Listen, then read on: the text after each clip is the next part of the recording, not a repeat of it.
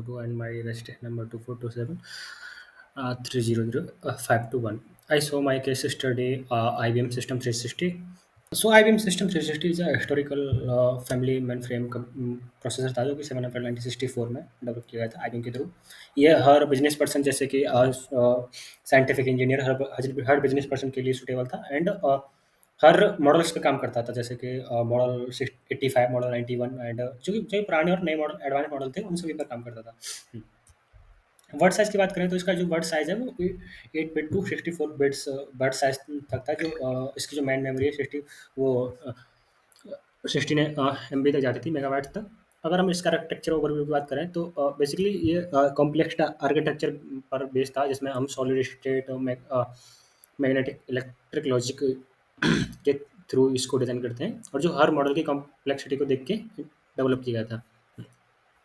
Overall design की बात करें तो यूनिफाइड फैमिली थी इसमें, मतलब ये हर इस छोटे और बड़े सिस्टम के लिए एप्लीकेबल है और बहुत ईजिली रनेबल था। इम्प्लीमेंटेशन इंडिपेंडेंस की बात करें, मतलब ये हर पर्सन के लिए इसका यूज़र इंटरफेस और जो प्रोग्रामिंग लैंग्वेज थी वो सेम थी। की फीचर की बात करें जो general purpose and scientific orientation में ये जैसे कि मतलब इसमें ऐसा था कि जैसे हमारा इंजीनियर और बिजनेस और जो हमारा साइंटिफिक पर्सन था वो अपने हिसाब से अपने on the basis of work के हिसाब से ये जो भी फ्लोटिंग पॉइंट हैं और जो भी हम अर्थमेटिक ऑपरेशन है वो कर सकते थे। प्रोसेसर टाइप या इसका processor type solid state micro electronic logic पर बेस्ड था जो कि मॉडल्स की कॉम्प्लेक्सिटी को देख के डिजाइन किया गया था।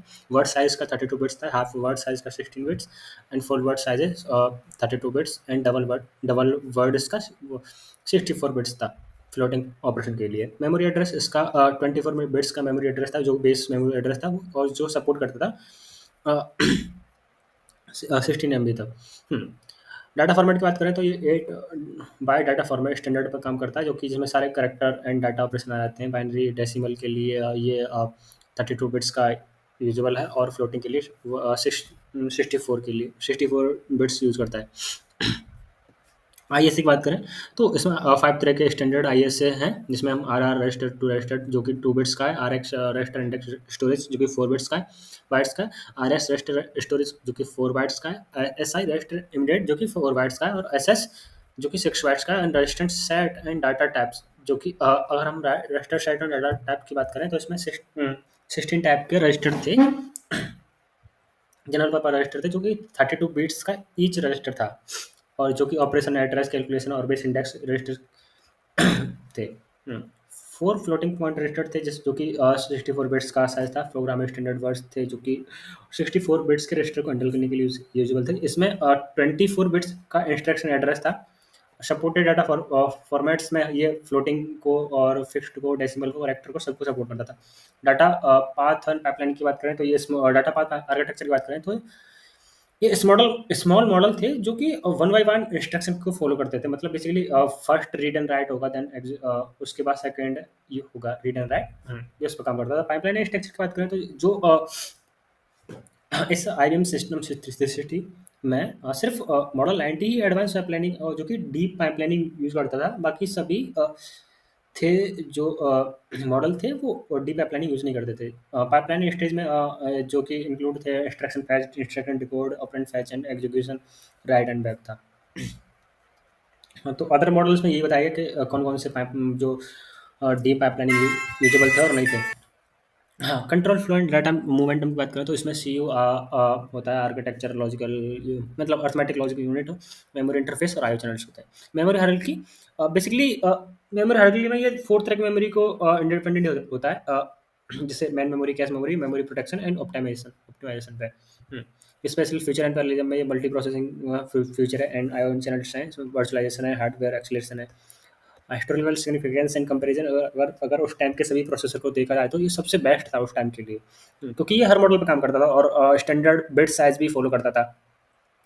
तो उस टाइम के सबसे बेस्ट प्रोसेसर में आता है। इसका हिस्टोरिकल सिग्निफिकेंस देखें तो बेसिकली ये उस टाइप बनाया ही उस हिसाब से गया था कि ये हर मॉडल की हर कॉम्प्लेक्सिटी को देख के हर पर्सन के लिए एक ही मॉडल इजीली काम कर सके।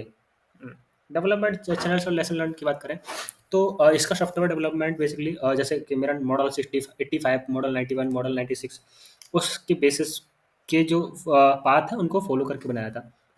ये मेरा असेंबली कोड है जिसमें मैं यूजर से इनपुट लूँगा। मुझे बेसिकली इस प्रोग्राम में ये बताना है कि जो मेरा स्ट्रिंग है उसकी लेंथ क्या है, और मेरा मुझे स्ट्रिंग को कॉपी करके बताना है एंड रिवर्स स्ट्रिंग को रिवर्स करके दिखाना है। ये मेरा सिमुलेटर है। मैंने जो अपना कोड है जो कि असेंबली कोड है वो सिमुलेटर रिस्क वी सिमुलेटर पर रन किया है। I already put the code in simulator. So first we assemble this assembly code, then run. Uh, so starting we put the string Manipal University. Okay, and then run.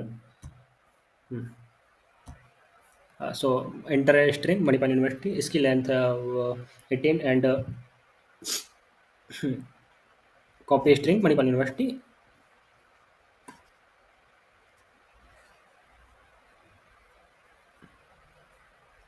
Reverse string Manipal university का university Manipal कर दिया है।